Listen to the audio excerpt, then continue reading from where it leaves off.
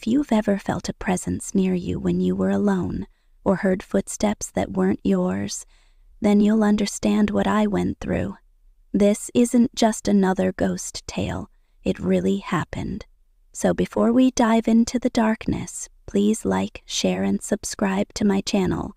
Your support helps keep these haunted memories alive. This unsettling experience took place last year, right before our final examinations. I had a mountain of studying left, and although I usually revised at home, I preferred the school library for its peaceful environment. Typically, the library would shut down by 5 p.m., but due to exams, the administration extended its hours till midnight. Since I lived nearby, I decided to take advantage of the extended hours. I left home at 6 p.m. and settled into the quiet corner of the library. Time flew by as I immersed myself in books. I didn't even realize it had crept past 10 p.m. I had never stayed that late before. At 8 p.m., a few students would usually still be around, but now it was eerily quiet. I had only about 15 minutes of studying left, so I stayed. But that silence? It felt too heavy. That's when I heard it, a dragging sound, like someone limping between the aisles. Goosebumps raced across my skin. I grabbed my materials and bolted from the library. Outside was a dim, endless corridor leading to the school exit. As I approached the corner to leave, I spotted a woman standing completely still at the far end. She was unfamiliar. The closer I got, the more I felt something was wrong.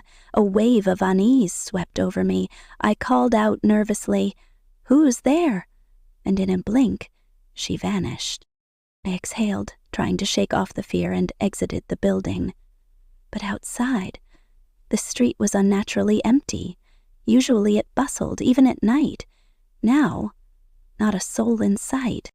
I kept my gaze down and quickened my pace until I saw it, a shadow stretching across the pavement toward me. My breath caught. There was no one near. I hesitated, then looked up and saw her. A woman was moving ahead of me, her body twisted unnaturally, dressed in ragged, stained clothing. Her feet dragged and her arms hung at odd angles. Her hair was wild, as if untouched for years. She didn't seem human. She was slow. I caught up to her quickly, but something inside screamed, "Don't go any closer." I froze. Then, without turning fully, she asked me, "Have you seen my daughter?" The voice chilled me to my bones. My throat dried. I couldn't form words. Desperate to make her leave, I pointed in the opposite direction and whispered, "She went that way." The woman turned, limping toward the direction I showed her, until she faded into the distance. I stood motionless for a moment, then ran like never before. I didn't care where, I just needed to find someone, anyone, a passerby, a car, a light. Then, from behind me, I heard her scream. "The game is here." Darkness swallowed me. When I regained consciousness, I was in my home. My neighbor had found me unconscious outside and carried me in. Later, I learned something terrifying. Back in 1998, a woman named Agatha lost her 10-year-old daughter in a tragic accident while she was playing at Eden Hill School, the same school I attend. Agatha couldn't live with the grief. She died shortly after. Since then, people have seen her ghost wandering near the school, searching endlessly for the child she lost.